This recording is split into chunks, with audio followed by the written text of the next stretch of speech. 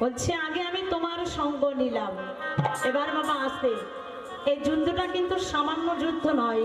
আপনারা যারা মহাভারত গ্রন্থ পড়েছেন বুঝতে পারবেন যে মহাভারতে কুরুক্ষেত্রের যুদ্ধে 1 দিন 2 দিন 3 দিনের যুদ্ধ নয়।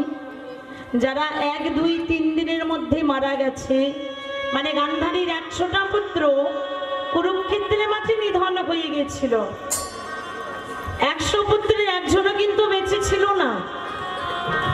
সেই কুরুক্ষেত্রের মাঠে যখন প্রথম 2 3 4 দিনের মধ্যে যুদ্ধ হলো, যারা মারা গেছে তাদের দেহটা কিন্তু শেষের দিনে পচে গলে দুর্গন্ধ বেরোচ্ছে। যুদ্ধ চললে 1 দিন 2 দিন 3 দিন, কারো হাত নাই কেটে বাদ হয়ে গেছে। অস্ত্র দ্বারা যুদ্ধ হচ্ছে তো বাবা, কারোর মাথাটা কেটে বাদ হয়ে গেছে, আবার কারো দেহটা টুকরো টুকরো হয়ে ছিন্ন ভিন্ন করে পড়ে আছে। 1 দিন 2 দিন করে যুদ্ধ চলতে চলতে যুদ্ধ চলল 17 দিন 1 বেলা, মানে 18 দিনের মাথায় যুদ্ধ শেষ হয়েছিল। 18 দিন কিন্তু যুদ্ধ হয়নি।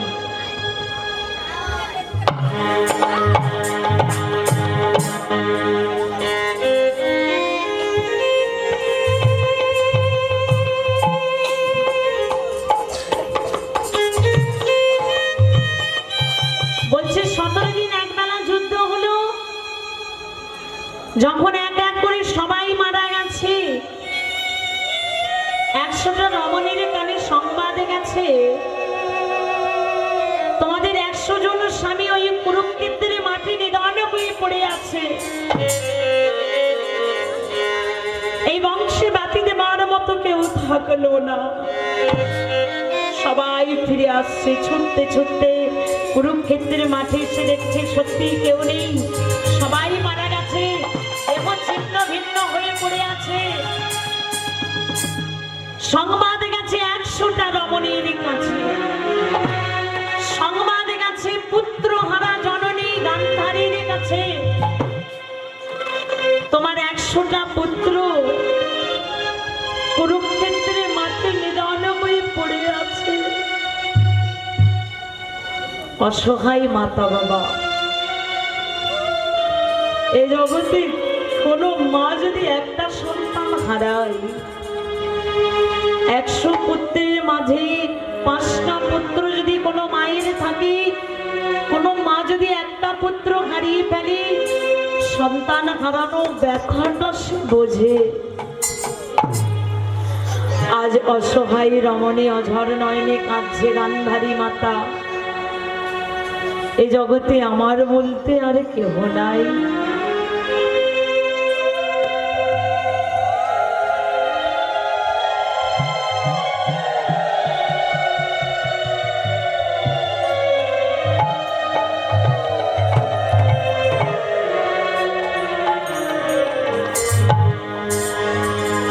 পুত্রহারা জননী বাবা কুরুক্ষেত্রের মাঠে যখন হাহাকার করে কাঁদছে, সেই কুরুক্ষেত্রের মাঠে ছুটতে ছুটতে এলো, এসে দেখছি কোনো সন্তানের উরুতে পা পড়ে যাচ্ছে, কারো অঙ্গে পা পড়ে যাচ্ছে, কারো মাথা দিয়ে পা পড়ে যাচ্ছে।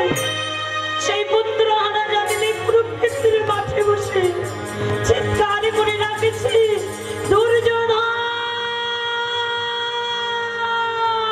ফিরে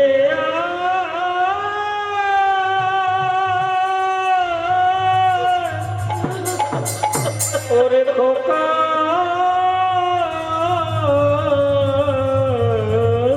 রে, ফিরে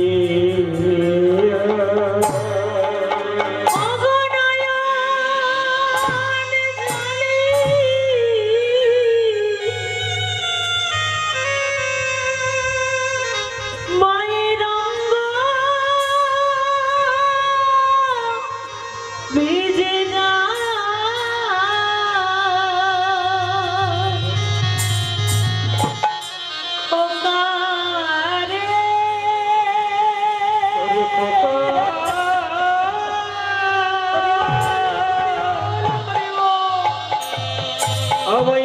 করে কবি চলে যাস আমি যে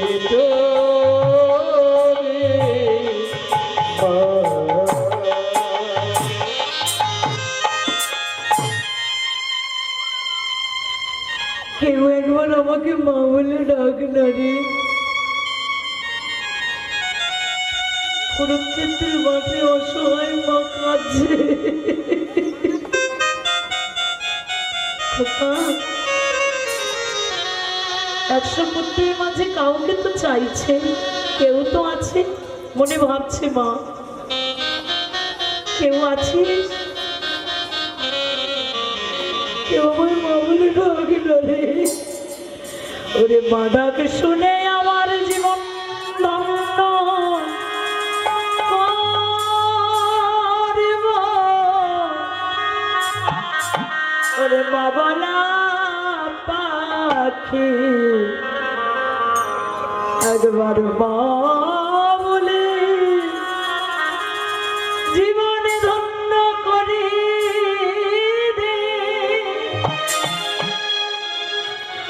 নয়ন জলে ভাসছে যুদ্ধক্ষেত্র শেষ বাবা। দেখুন বাবা, স্বজন হারানোর ব্যথা নিয়ে যন্ত্রণা নিয়ে গৃহে ফিরে গেল।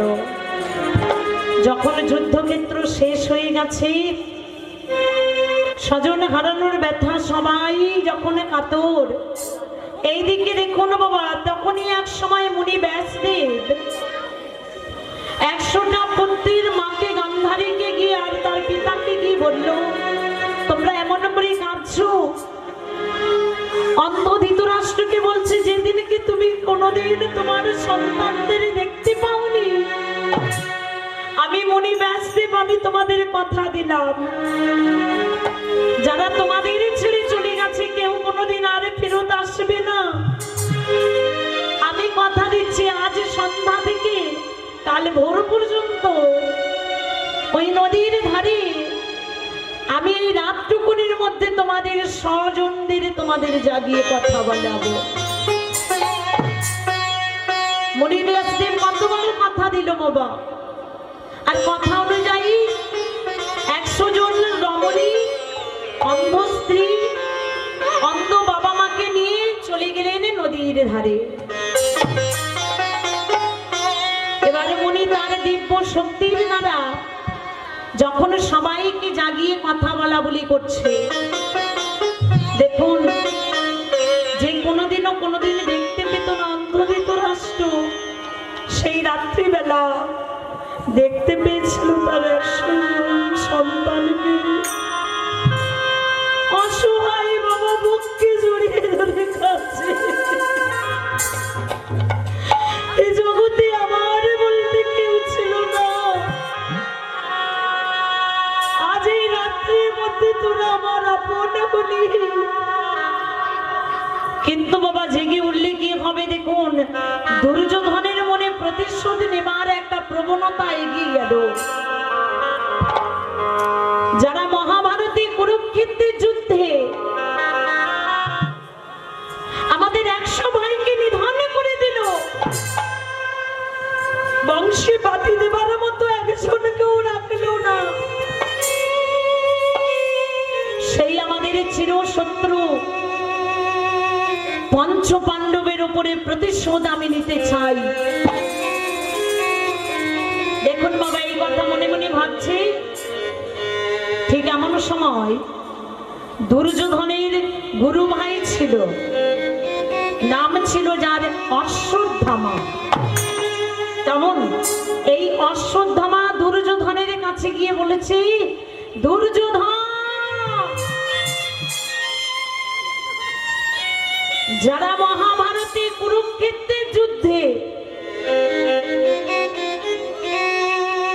তোমাদের 100টা ভাইকে নিধন করে দিল, আমি তোমার গুরু ভাই হয়ে তোমার কাছে প্রতিজ্ঞাবদ্ধ হলাম, ওই পঞ্চ পাণ্ডবের মাথা কেটে আমি তোমার চরণে নিয়ে এসে বলিদান দেব। রাতের অন্ধকারে প্রতিশোধ নেবার কথা বাবা।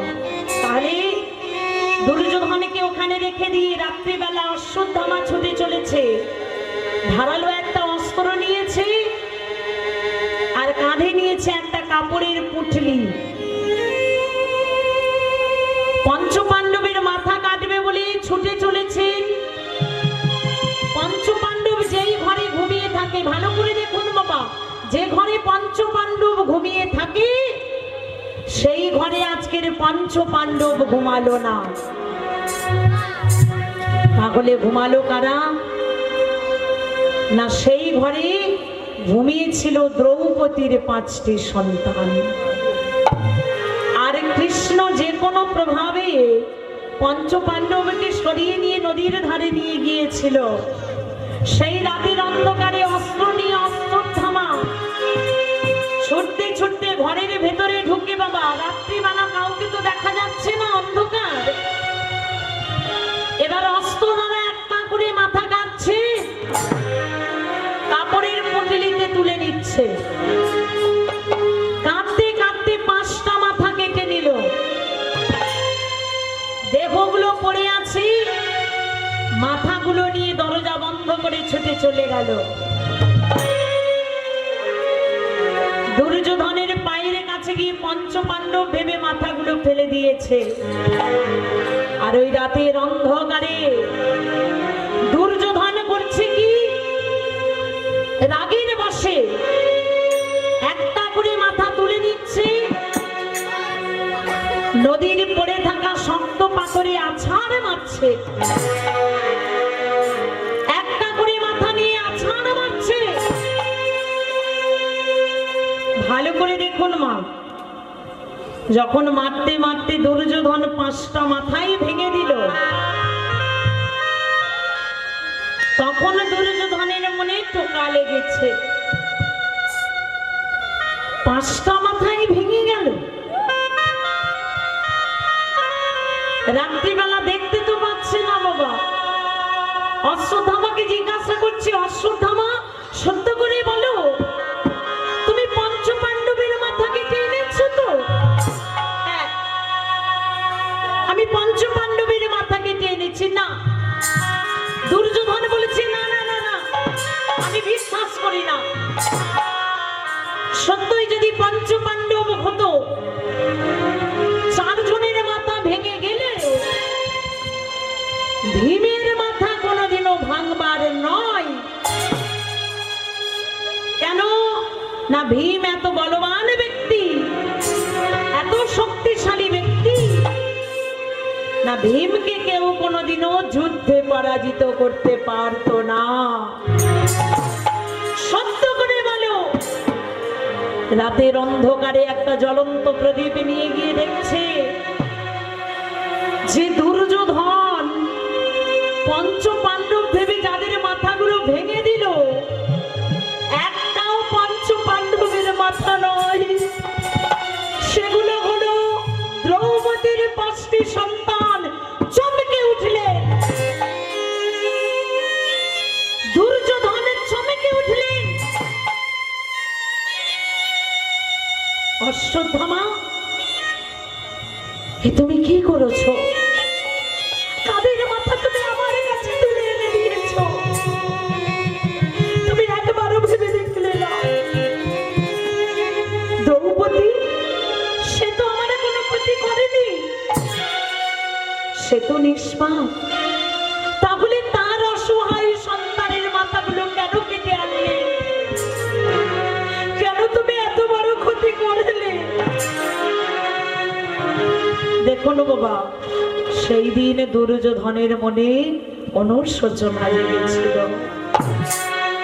কিন্তু যখন নয়নে জলে কাঁদেছে, তখন যে সময়টা শেষ হয়ে গেল। এই রাত্রি পার হয়ে মুনি ব্যাসদেব সময় দিয়েছিল ভোর পর্যন্ত সময়। আর সময় নেই তোমাদের, প্রস্তুত হয়ে ফেরত চলে যাও। 100 জন যোদ্ধা ফেরত চলে গেল। আর এদিকে দুর্যোধন ভেবে পাঁচ পাণ্ডব ভেবে যাদের মাথাগুলো কেটে এনেছিল, দ্রৌপদীর পাঁচটি সন্তানের দেহগুলো পড়ে আছে ঘরের ভেতরে, একটা মাথা নেই। অসহায় অভাগিনী দ্রৌপদী ঘরের দরজা খুলে দিল।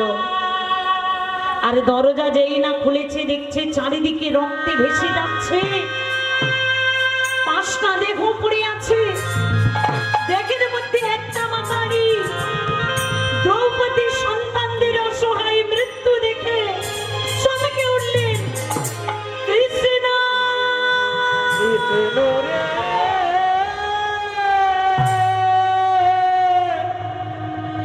কোন অপরাধে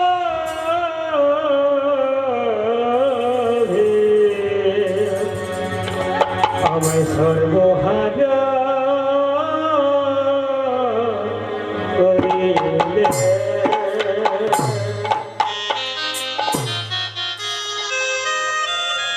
এ কেমন নিষ্ঠুরী খেলা খেললে প্রভু?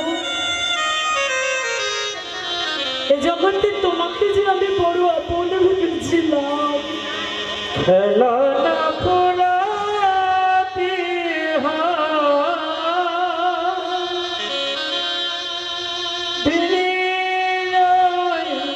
খেলা বলো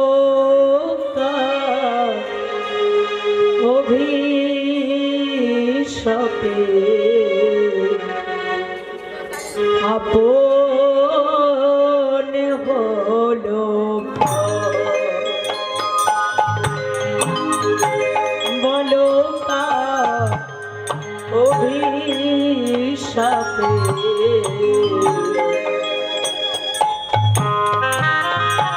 আপন হলো।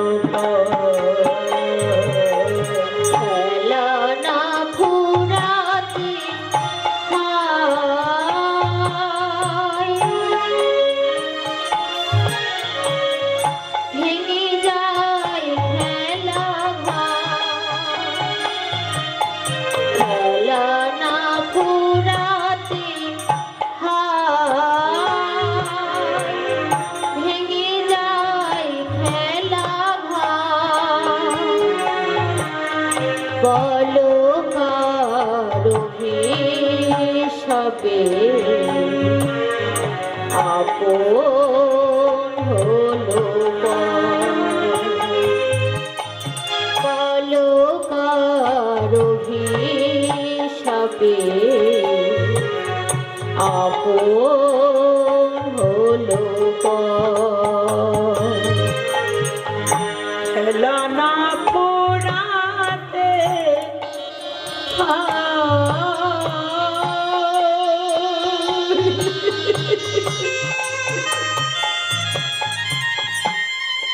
হরিবল হরিবল হরিবল।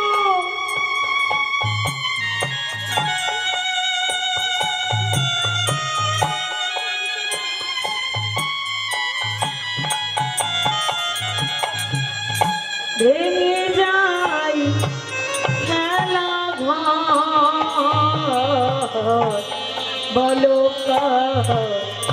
অভিশাপে আপন হলো, বলো অভিশাপে আপন হলো। খেলা না ফুরাতে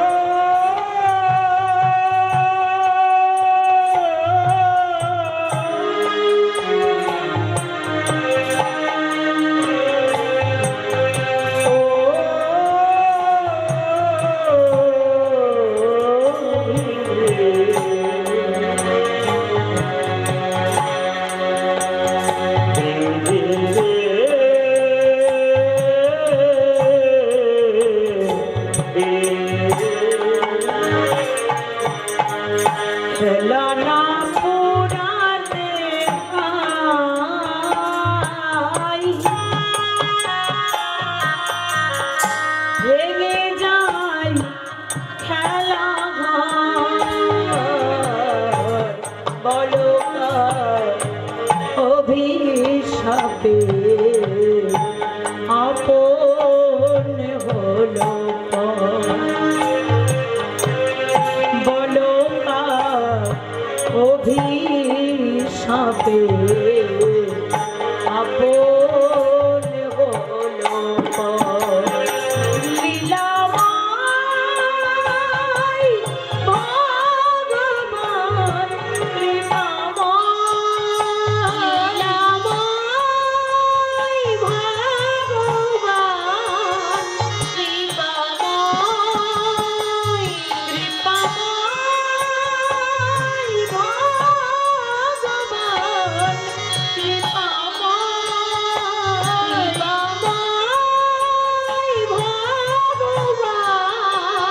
কৃপাময়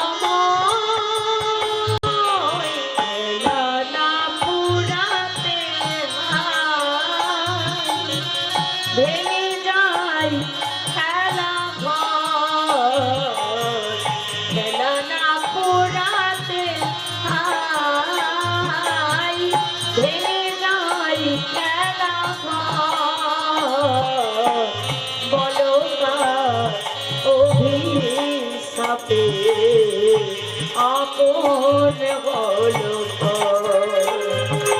বলো কার অভিশাপে আপন হলো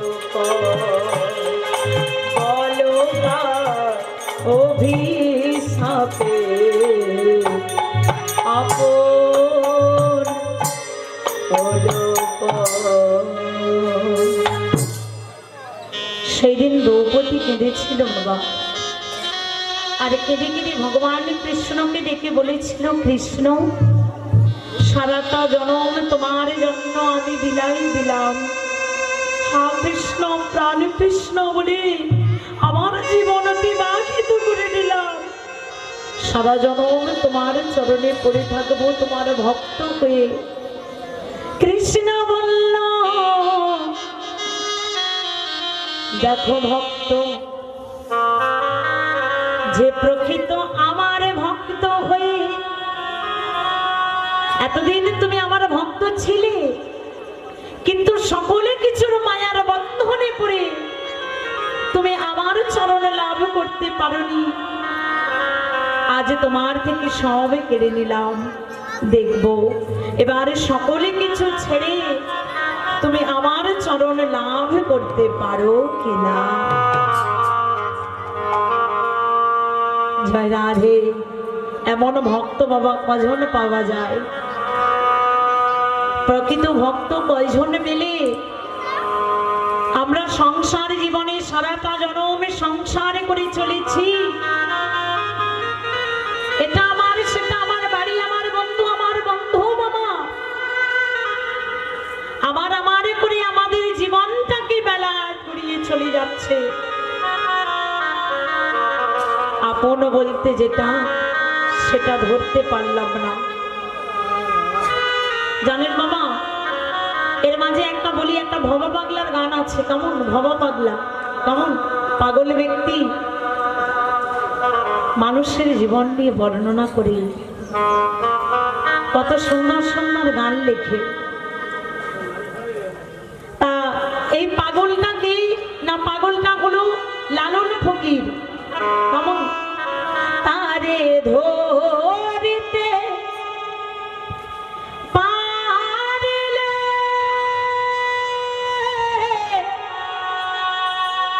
মন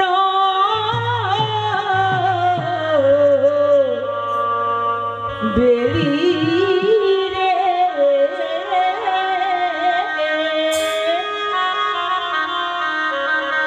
আহাদিতাম পাখির পাই,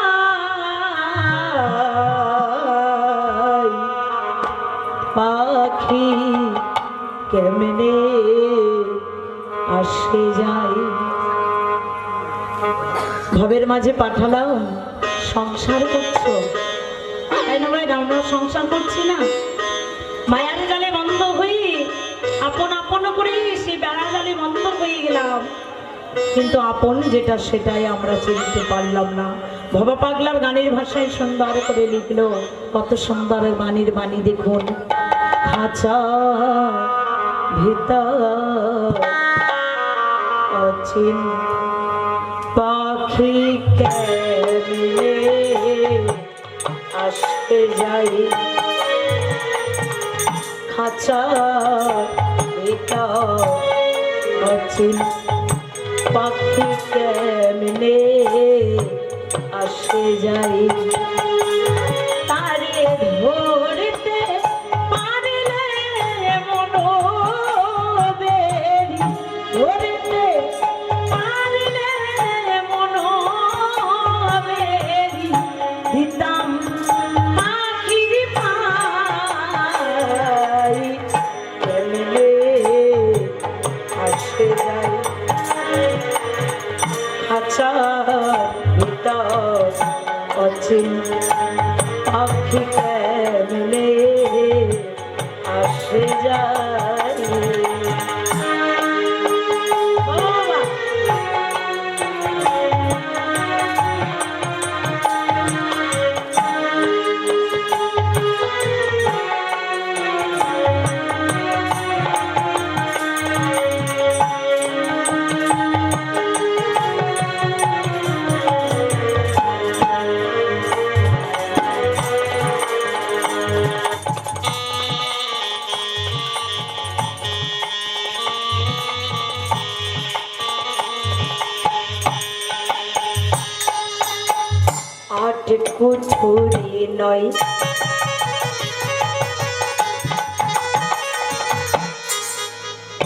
ভবা বাংলা গানের ভাষায় লিখছে, মানুষের দেহে 8টা কুঠুরি 9টা দরজা আছে, গুণে মিলে পাওয়া যাবে কেমন।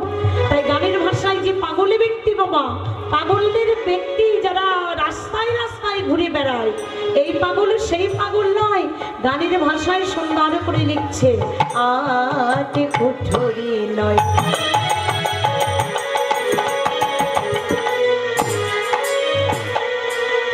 দরজা আঠা, মধ্যে মধ্যে ঝলকা কাটা, 8 কুঠুরি নয় দরজায় আঠা, মধ্যে মধ্যে ঝলকা কাটা, তাহারু পরে সদর কোঠা, তারু পরি সদর কোঠা, তাহারু পরে সদর কোঠা, তারু পরি সদর কোঠা, আইনা মহল তাই, কেমনে আসে যায়, খাঁচার ভিতর অচিন পাখি কেমনে আসে যায়।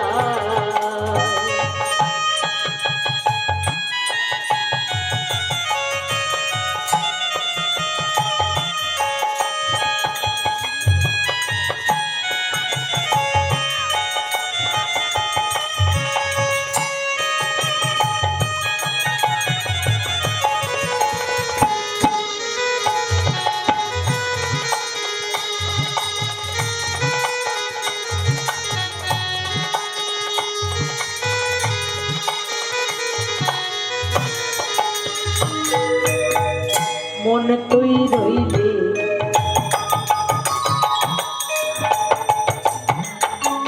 মন তুই রইলি খাঁচা রিয়াসে, খাঁচা কাঁচা বাঁশে মন তুই রইলি।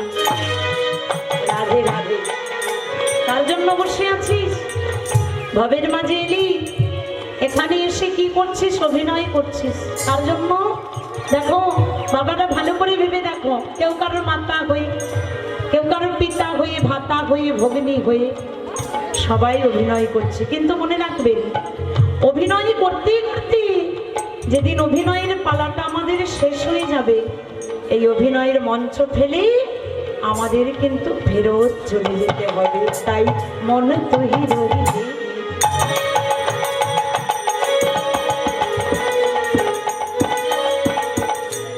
খাঁচারি আসে খাঁচারে তোর কাঁচা বাসে মনে তুই রইলি হাজারি আসে হাজারে তোর কাঁচা বসে আবার কোন দিন খাঁচা পড়বে খসে কোন দিন হাজা পড়বে খসে কোন দিন খাঁচা পড়বে খসে কোন দিন হাজা পড়বে খসে লালন ফকির লালন পাগলা লালন ভেবে কয় কেমনে আসে যায় হাজার ভিতর পাখি কেমনে আসে যায় তারে ধরতে পারলে মন বেরি ধরতে পারলি মন বেরি দিতাম পাখির পাই কেমনে আসে যায় খাঁচার ভিতর অছিন পাখি কেমনে আসে যায় খাঁচার ভিতর অছিন পাখি কেমনে আসে যায় পাখি কেমনে আসে যায় পাখি কেমনে কেমনে আসে যায় সংসার জালে বদ্ধ হয়ে আমার করে সময় কাটিয়ে দিলাম। ভগবান বলেছে দেখো ভক্ত, তোমায় পাঠালাম আমি পৃথিবীতে, সারাটা দিন পার করে হলো একদিন হলেও আমার নাম করো।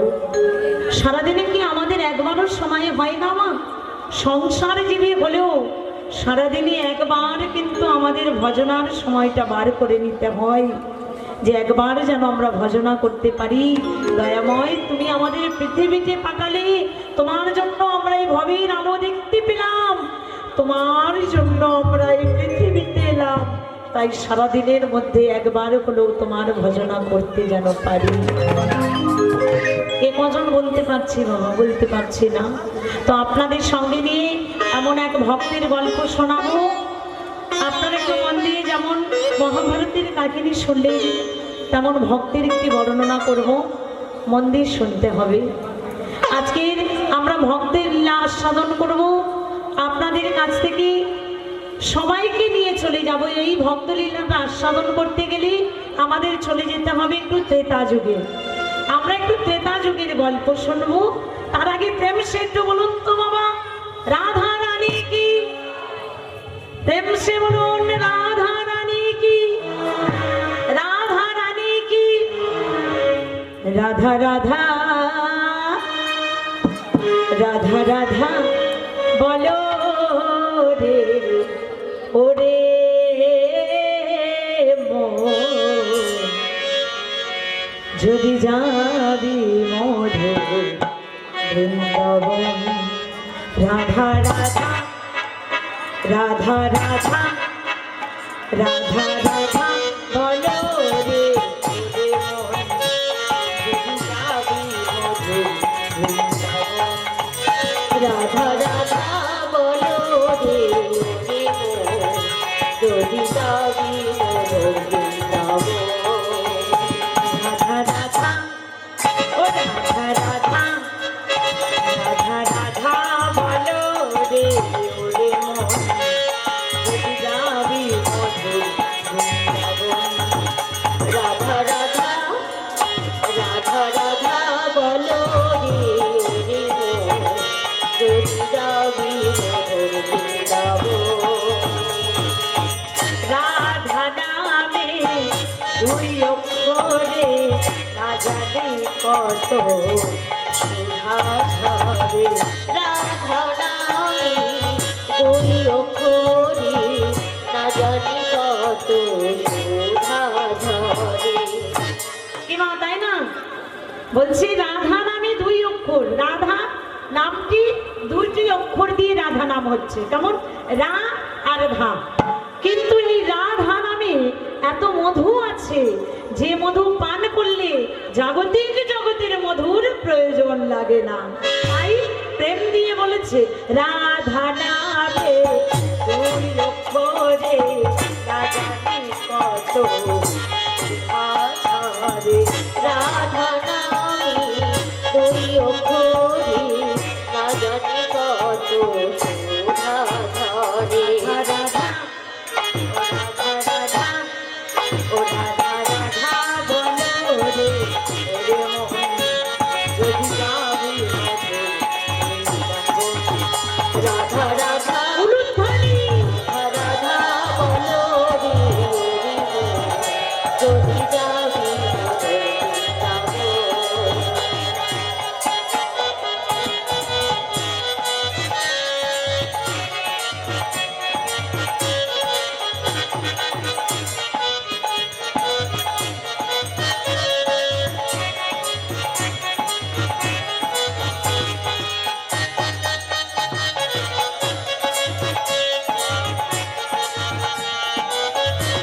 প্রেম সে হাত তুলে তুলে রাধা নামে হাত তুলে তুলে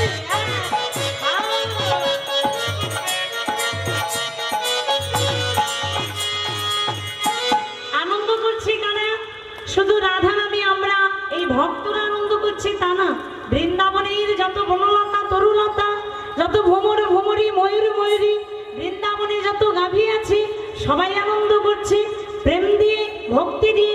উলুধ্বনি তুলুন মায়েরা জোরে জোরে আরেকটু। বৃন্দাবনে তরুলতা সবাই বলে রাধা রাধা রাধা। বৃন্দাবনে তরুলতা সবাই বলে রাধা রাধা রাধা। আর বৃন্দাবনে তরুলতা সবাই বলে রাধা রাধা রাধা। বৃন্দাবনে তরুলতা সবাই বলে রাধা রাধা রাধা। রাধা ও রাধা রাধা ও রাধা রাধা বলো রে ওরে মন যদি যাবি রাধা রাধা বলো রে দেব যদি যাবি মোর বৃন্দাবন। রাধা রাধা বলো রে ওরে মন যদি যাবি উলুধ্বনি উলুধ্বনি রাধা রাধা বলো রে রাধা রাধা বলো রে দেব যদি যাবি মোর বৃন্দাবন। জয় রাধে হরি বল। এবার আমরা ত্রেতা যুগের মাটিতে আসব লীলা সাধন করতে। আজকের আপনাদের কাছে আমার লীলা সাধনের বিষয়বস্তু ভক্ত লীলা। আজকের ভক্ত লীলা আপনাদের কাছে পরিবেশন করব। ত্রেতা যুগের মাটিতে পঞ্চবটী বনে যাব। তো আজকের আপনাদের কাছে আমার লীলা সাধনের বিষয়বস্তু হলো ভক্ত সবরী উদ্ধার। ত্রেতা যুগের মাটিতে পঞ্চবটী বন, সুন্দর নীল আকাশের নিচে গভীর একটি বন ছিল। সেই বন মাঝে বসবাস করত হীরাচন্ডাল নামন এক ব্যক্তি, আর সঙ্গে থাকতো তার রমণী, নাম ছিল তার মোহিনী দেবী। দেখুন বাবা, দুইজন মিলে সুখের একটি স্বপ্নের সংসার করল। পঞ্চবটী বনে ত্রেতা যুগের মাটিতে আনন্দের সীমা নাই, সুখের স্বপ্নের সংসার।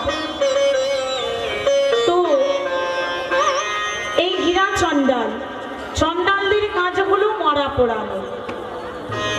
হীরাচন্ডাল চন্ডাল গুলো কোনোদিনও মরা পোড়াতো না। সকালবেলা হলে ভিক্ষার একটা কুণ্ডলি কাঁধে নিয়ে নগরের দ্বার থেকে ভিক্ষা করে আনত, আর ভিক্ষায় যা সামগ্রী পেত মামা রন্ধন করে সেই বস্তু ভগবানের শ্রীরামচন্দ্রের চরণে নিবেদন করত। তারপর যেটা প্রসাদ পেত দুইজন মিলে সেবা গ্রহণ করত। এইগুলো তাদের সুখের সংসার। সংসারে কোনো কিছুর অভাব নেই। কি গো মাইরা, দেখুন তারা বন থেকে পাতা কুড়াই, পাতা দিয়ে একটি পাতার কুঠির নির্মাণ করেছে।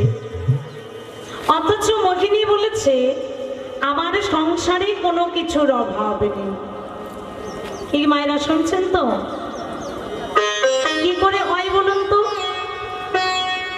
যাদের কোনো অট্টালিকা নাই, যাদের ধন ঐশ্বর্য নাই, টাকা পয়সা নাই, তারা বলেছে তারা নাকি সুখী। হ্যাঁ, হয় কখনো? হয় হয়। এই যে আমরা সংসার জীবী, তাই না মা? সংসার জীবনে আমরা একটা কথা মানতেই হয়, ভালো করে মন দেবেন। মানুষের জীবনে সুখ যেমন আছে, সুখের সঙ্গে ওই দুঃখটাও কিন্তু আছে, তাই না?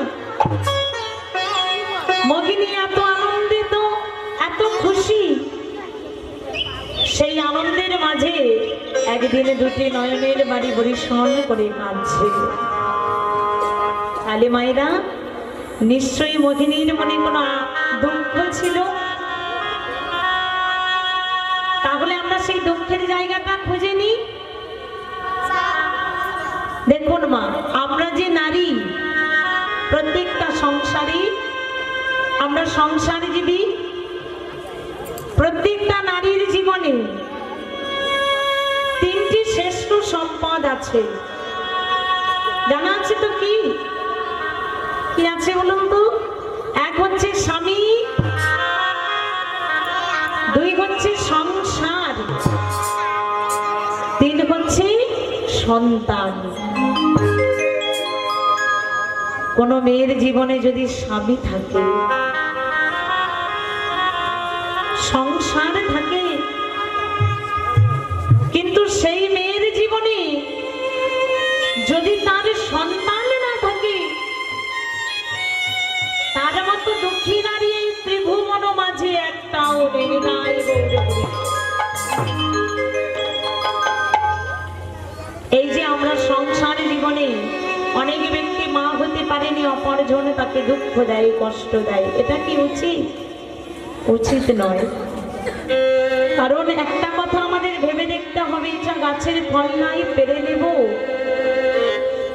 ভগবান লীলাময় কৃপা করে আমাদের কপালে যেটুকু লিখেছে সেইটুকু নিয়েই আমাদের শান্ত হতে হবে।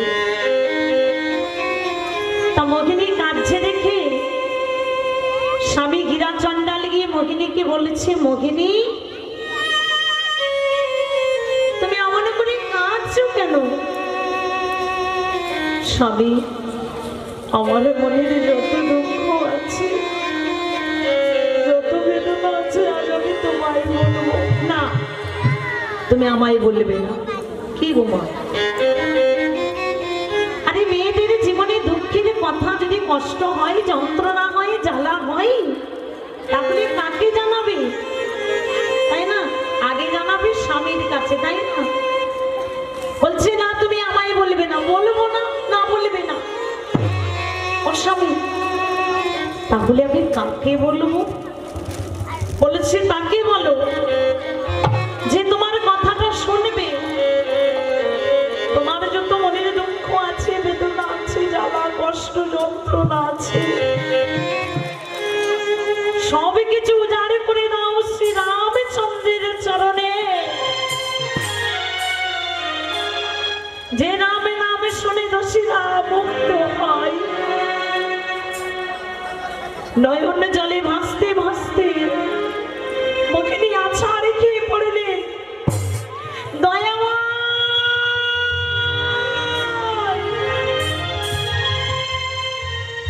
কোনদিন তোমার কাছে আমি কিছু চাইব না।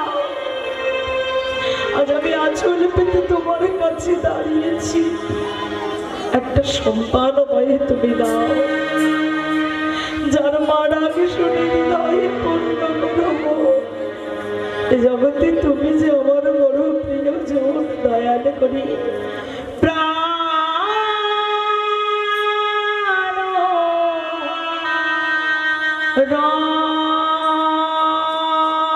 রমন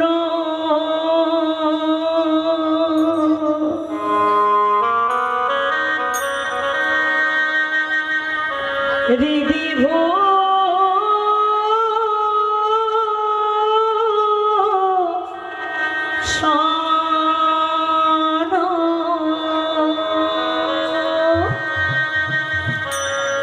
আমার হৃদয় রতন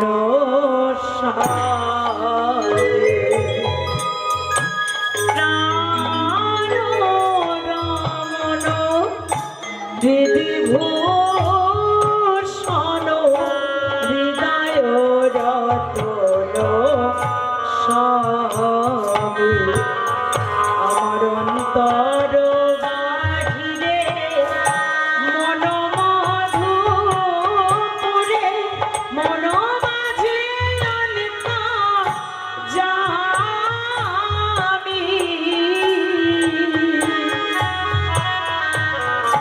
অন্তর বাহিরে মন মধুপুরে মন মাঝে অনিতা যামি প্রাণ রমন হৃদি ভূষণ হৃদয় রতন স্বামী আমার প্রাণ রমন হৃদি ভূষণ হৃদয় রতন স্বামী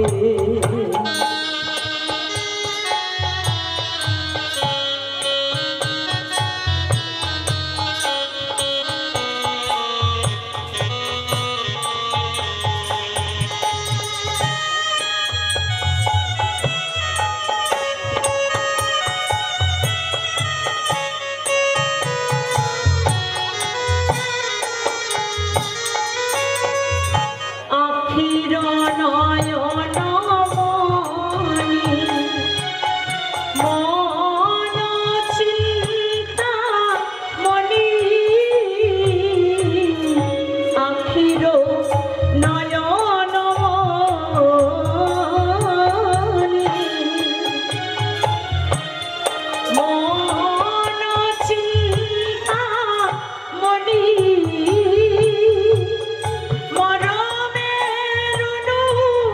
ভূতি স্মৃতির সরণে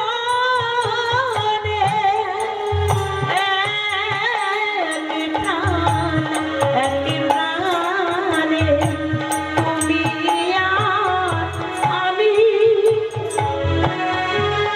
ও গোয়ান তারো জামি প্রাণ রমন হৃদি ভূষণ হৃদয় রতন স্বামী আমার প্রাণ রমন হৃদি ভূষণ হৃদয় রতন স্বামী আমার হৃদয় রতন স্বামী আমার হৃদয় রতন স্বামী আমার হৃদয় রতন স্বামী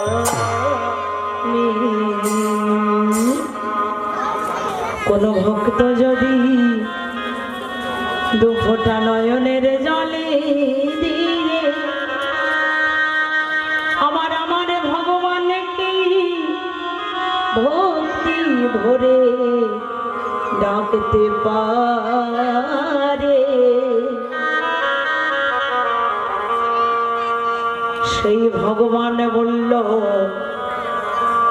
হে ভক্ত, আমি চিরজনমের মতো তোমার কাছে বাধা পড়ি। তবে ভক্তের মতো ভক্ত হতে হবে বাবা। আমি এমনই ভক্ত হলাম, ভগবানের কাছে গিয়ে দাঁড়ালাম, হে দয়াময়, আমি তোমার কাছে এটা চাইছি, তুমি আমায় দাও। কেমন? আমি এটা তোমার কাছে চাইছি, তুমি আমায় দাও। যদি কোনো ভক্ত মন দিয়ে ভগবানকে চাই, চাওয়ার মতো চাইতে হবে বাবা। ভগবান তোমার কাছে বলেনি তুমি আমার জন্য একটা ফলের ডালা সাজিয়ে দাও, তারপর আমি তোমার কাছে যাব। ভগবান তোমার কাছে বলেনি তুমি আমায় একটা ফুলের মালা নিয়ে আমায় যত্ন করে তাজা ফুলের মালা গেঁথে দাও, আমি তোমার কাছে ঋণী হয়ে যাব। ভগবান কি চাইছে? দুফোঁটা নয়নের জল চাইছে। আর কি চাইছে? ভক্তের মনের ভক্তিটা চাইছে। তুমি আমায় দাও, ভক্তি দাও। তবে ভগবান বলল আমি ভক্তের কাছে এটাই চাই, ভক্তি চাই, ভালোবাসা চাই, নয়নের জল চাই। কোন ভক্ত আমার কাছে অহংকার করে বসো না। তোমার সেই অহংকারটা যে আমি সহ্য করতে পারি না। মোহিনী আজকের নয়ন জলে বরিশান হয়ে ভগবান শ্রী রামচন্দ্রের চরণে আছাড়িতে নয়ন বাড়িতে বরিশান হয়ে কাঁদছে।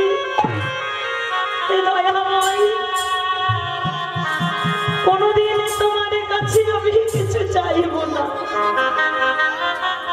আজ আমি আঁচল পেতে দাঁড়িয়েছি, একটি করে দেব। যার মায়ের ডাক শুনে মাতৃত্বটা জোড়ায় যাবে, সেই মা বলা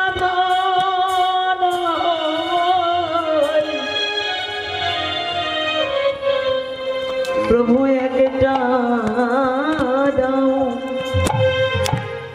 সেই মা বলা ধন আমায় একটা দাও। ভগবান শ্রী রামচন্দ্র বলেছে ভক্ত তোমার চোখের জলের ওই দুফোঁটা নয়নের জল আমি যে সহ্য করতে পারছি না। তোমার মনের ভক্তি আমায় যে পাগল করে দিয়েছে, তাই এই মুহূর্তে আমি এখানে দাঁড়িয়ে ভক্তকে ডেকে বললাম মোহিনী তোমার চোখের জল, তোমার মনের ভক্তি আমি সহ্য করতে পারছি না।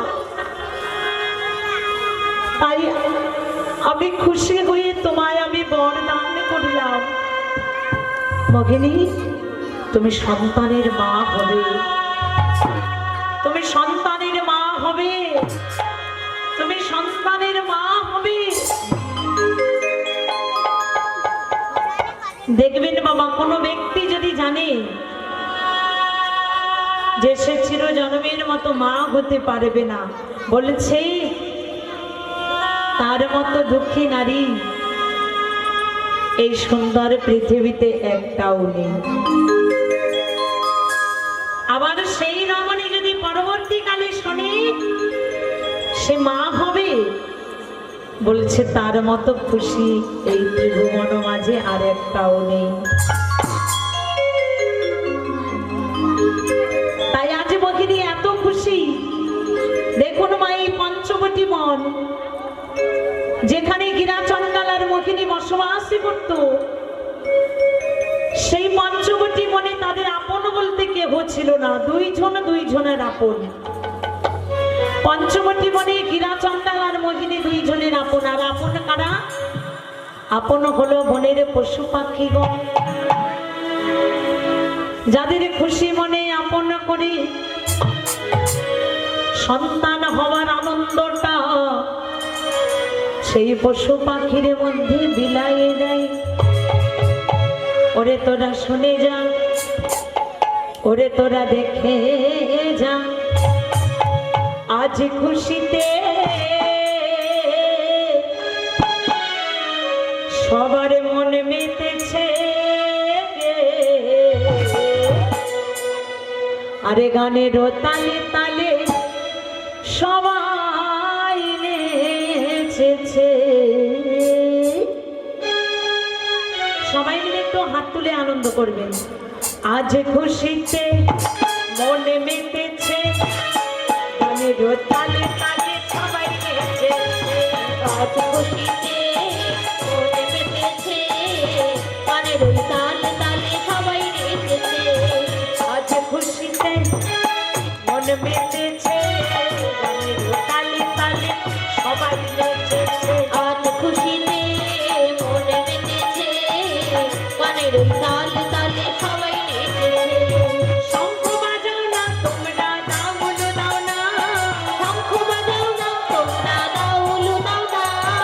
শঙ্খ বাজাও না তোমরা, দাউল দাও না, শঙ্খ বাজাও না তোমরা, দাউল দাও না। গানের তালে তালে বাজছে বাজনা। আজ খুশিতে মনে মেতেছে, গানের ওই তালে তালে সবাই নেচেছে। আজ খুশিতে মনে মেতেছে, গানের ওই তালে তালে সবাই নেচেছে।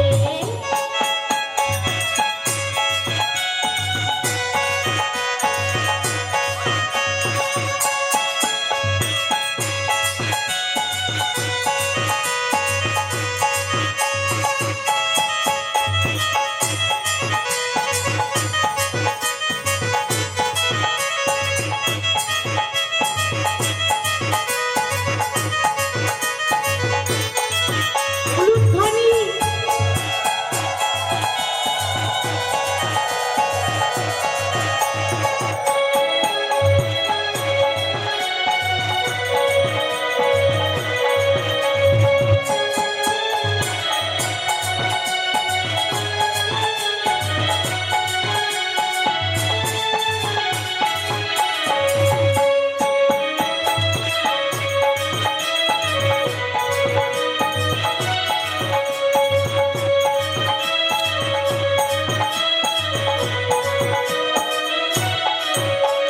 শঙ্খ বাজাও না তোমরা, দাউল দাও না, শঙ্খ বাজাও না তোমরা, দাউল দাও না। শঙ্খ বাজাও না তোমরা, দাউল দাও না, শঙ্খ বাজাও না তোমরা, দাউল দাও না। গানের তালে তালে বাজছে বাজনা। আজ খুশিতে মনে মেতেছে, গানের ওই তালে তালে সবাই নেচেছে। হরি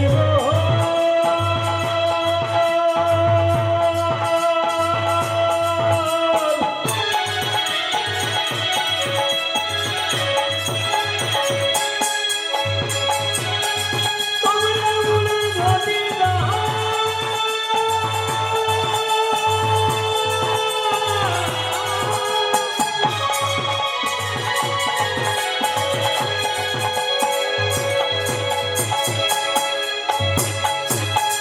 তোমরা সঙ্গের ধ্বনি দাও না গো।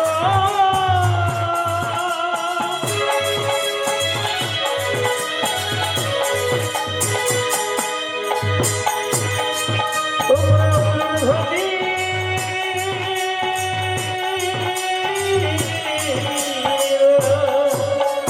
আজ খুশিতে মনে মেতেছে, গানের তালে তালে সবাই নেচেছে। আজ খুশিতে মনে মেতেছে, গানের ওই তালে তালে সবাই নেচেছে। গানের ওই তালে তালে সবাই নেচেছে। গানের ওই তালে তালে সবাই নেচেছে। গানের ওই তালে তালে সবাই নেচেছে। গানের ওই তালে তালে সবাই নেচেছে। তো আজকের মোহিনী এত খুশি হয়েছে মা সন্তান হওয়ার আনন্দ, সেই আনন্দে গর্বে গর্বিত হয়ে গেছে। আর আনন্দ অন্তরে স্বামীকে ডাকছে, স্বামী স্বামী তুমি দেখে যাও, তুমি শুনে যাও, আজ ভগবান শ্রী রামচন্দ্র তোমায় কৃপা করেছি, আমি নাকি সন্তানের মা হব। সেই আনন্দ ধরে না। ও স্বামী, আজ শ্রী রামচন্দ্রের করুণাতে কৃপাতে আমি সন্তানের মা হব। এই যে বাবা মা হওয়ার আনন্দে মগিনী এত গর্বে গর্বিত হয়ে গেছে, সেই আনন্দ খুশিতে গর্বে গর্বিত হয়ে মগিনী আত্ম অহংকারে লিপ্ত হল। ভগবান বলে, দেখো ভক্ত, তুমি আমার কাছে চাইলে, তোমার দুপোটার নয়নের জলে দেখে, তোমার মনের ভক্তি দেখে আমি যে থাকতে পারিনি, আমি উজাড় করে তোমায় আশীর্বাদ করেছিলাম, কিন্তু তোমার মনের যে অহংকার, সেই অহংকার যে আমি সহ্য করতে পারছি না। তোমার মনের অহংকার আমি সহ্য করতে পারছি না। তাই বাবা দেখুন, যে মগিনীকে শ্রী রামচন্দ্র আশীর্বাদ করলো যে তুমি সন্তানের জন্ম দেবে, সন্তানের মা হবে,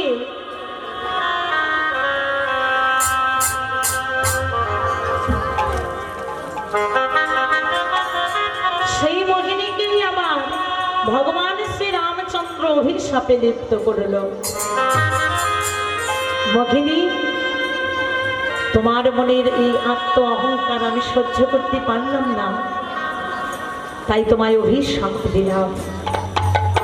তোমায় আমি এই অভিশাপ দিলাম, যে সন্তান হওয়ার আনন্দে তুমি আনন্দে গর্বে গর্বিত হয়ে গেলে,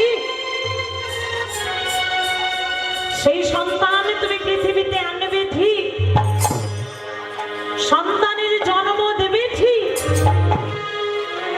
কিন্তু সন্তানের মুখ তুমি দেখতে পাবে না। চিরজন্মের মতো, চিরকালের মতো সেই সন্তানকে ফেলে রেখে তোমায় চলে যেতে হবে পরপারে। না না না না না, হীরা চন্দাল বলেছে, না ঠাকুর না, এত বড় নিষ্ঠুর অভিশাপ দিও না, না বলো না। ও ভগবান,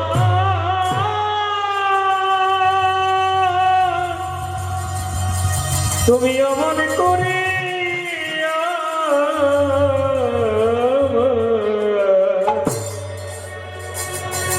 প্রিয় না বলো না, বলো না। মগিনী বলেছে, স্বামী তুমি আমার জন্য কাঁদছো, কাঁদো না, না তুমি আমার জন্য কেঁদো না। শোনো না, কেউ যদি একবার পৃথিবীতে আসে, যেদিন ডাক আসবে না, পৃথিবীর সকল বাঁধন ছিন্ন করে তোমায় যে চলে যেতে হবে। কি বাবা, তাই না? আমরা যে সারাটা জন্ম এখানে থাকতে এসেছি তা নয়, আমরা সবার মায়ার জালে বন্ধ হয়ে আছি। আর মায়ার জালে বন্ধ হয়ে আমরা আপন আপন করতে করতে সব ভুলে গেছি। কিন্তু দেখুন, আমরা যে খাঁচার মধ্যে বন্দী, যেদিন ডাক আসবে খাঁচা ফেলে আমাদের সব কিছু ছেড়ে চলে যেতে হবে। অতরে সোনার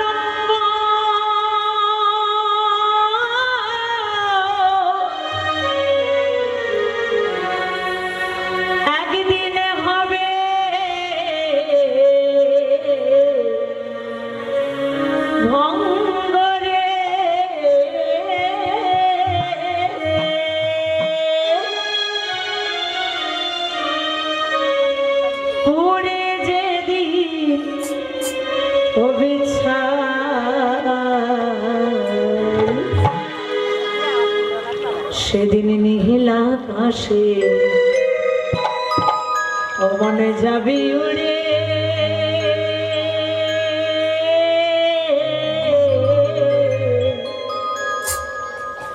কয়লা ধোঁয়া। মানুষ মারা গেলে এই দেহ যে থাকে না, সবাই মিলে চারজনে মিলে শ্মশানে নিয়ে গিয়ে দেহটা চিতায় তুলে দেয়। নীল আকাশে যাবে উড়ে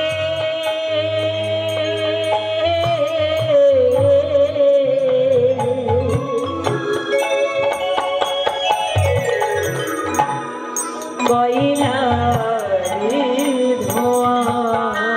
ও তোর সোনা রঙ হবে ভঙ্গ রে, ও তোর সোনা রঙ হবে ভঙ্গ রে, পুরে যেদিন হবি নীল আকাশে যাবি উড়ে কয়লারি ধোঁয়ায়। সেদিন নীল আকাশে যাবি উড়ে কয়লারি ধোঁয়ায়। তোরে সোনা রঙ হবে ভঙ্গ রে, ও তোরে সোনা রঙ হবে ভঙ্গ রে, পুরে যেদিন হবি ছাই নীল আকাশে যাবি উড়ে কয়লা ধোঁয়ায়। সেদিন নীল আকাশে যাবি উড়ে কয়লা ধোঁয়ায়।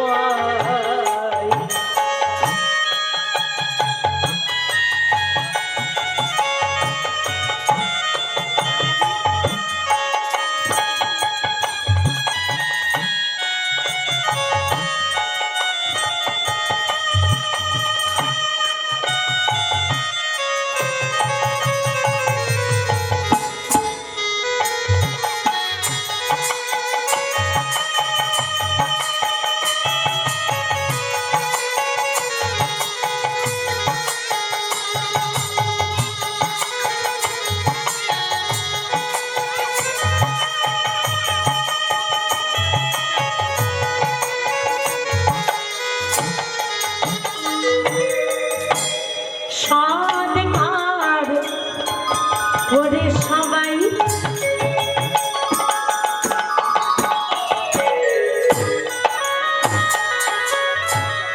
স্নান করি ফিরবে ঘরে রে,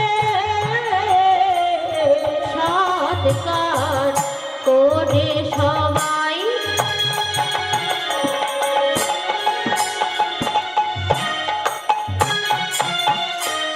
স্নান করে ফিরবে ঘরে রে, আমার সদকার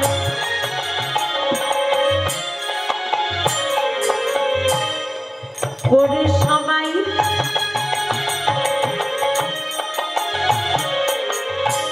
স্নান করি ফিরবে ঘরে রে, সৎকার করে সবাই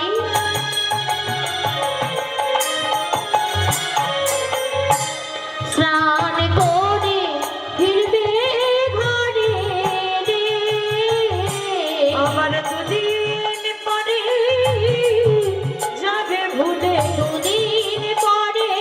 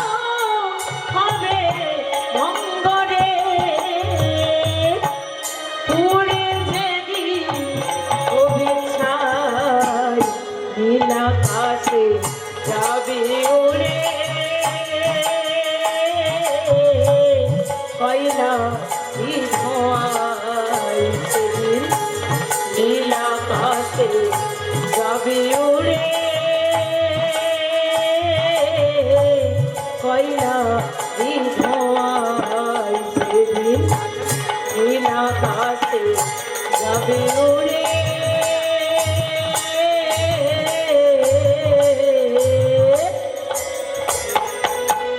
কয়লা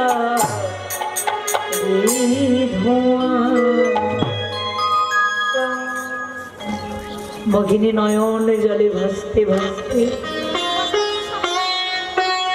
স্বামীকে ডেকে বলছে, স্বামী তুমি আমার জন্য কেঁদো না।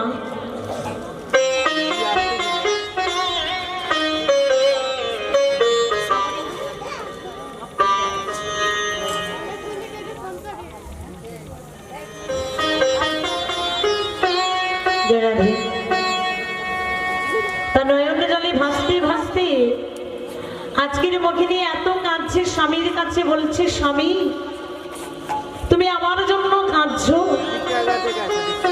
আজ আমি তোমায় কথা দিলাম তুমি আমার জন্য কেঁদো না, যাও নগরের দ্বার থেকে ভিক্ষা করে নিয়ে এসো। কারণ মানুষ জন্ম নিলে একদিন না একদিন সবাইকে পর করে তাকে চলে যেতে হয়। এই বলি ভগিনী সবই কিছু ভুলে স্বামীকে বললেন, নগরীর দ্বার থেকে ভিক্ষা করে নিয়ে আসো। একদিন, 2 দিন, 1 সপ্তাহ গেল, 1 মাস গেল। স্বামী প্রত্যেক দিন সকালবেলা ভিক্ষা করতে যায়, আর ভিক্ষা করে বেলা গড়িয়ে সন্ধ্যা হওয়ার আগে বাড়ি ফিরে আসতো। আজকে স্বামী গিরা চণ্ডালকে প্রত্যেক দিনের মতো ভিক্ষা করতে পাঠিয়েছে। মগিনী দেখতে দেখতে মগিনী গর্ভবতী হলো। 1 মাস গেল, 2 মাস গেল, দেখতে দেখতে সেই দিন 10 মাস 10 দিন পার হয়ে গেল। প্রত্যেক দিনের মতো স্বামী গেল ভিক্ষা করতে মগিনীর কথা মতো, কিন্তু যে ভিক্ষা করতে গেল প্রত্যেক দিন বিকাল বলে যে ফিরে আসতো, আজ আর স্বামী বাড়ি ফিরতে পারল না।